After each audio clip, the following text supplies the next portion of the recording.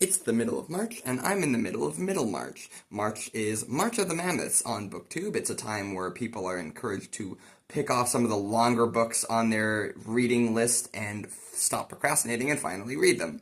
So, the Mammoth I picked is nearly 900 pages, and I started it in late February, yet in spite of that, it's probably going to be the middle of April before I manage to finish this thing and do a proper full review video of it. So I figured now's a good time as any to just talk about the book since we're still in March. And so, yeah, here I am talking about it. The book came out in 1870, written by George Eliot, whose real name is Marianne Evans, and it's a novel of manners, sort of similar to, like, Pride and Prejudice, for example.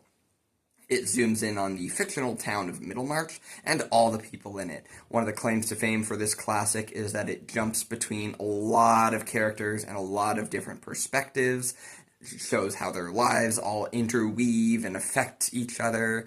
There are so many characters. There's Dorothy Brooke, who is this young woman who just came of marriageable age. She's tired with all the vapid stuff in her community, so she gets interested in the one intellectual who happens to be like 30 years older than her. He's 50 years old, and so the town is quite taken aback. There's Dr. Lydgate, who is this young new doctor with some fancy new ideas about how medicine should be practiced, who comes into town, so he's kind of the fish out of water.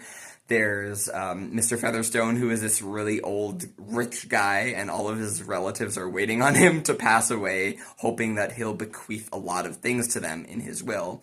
And there's Fred Vincy, who is perpetually in debt, and his debts are catching up to him.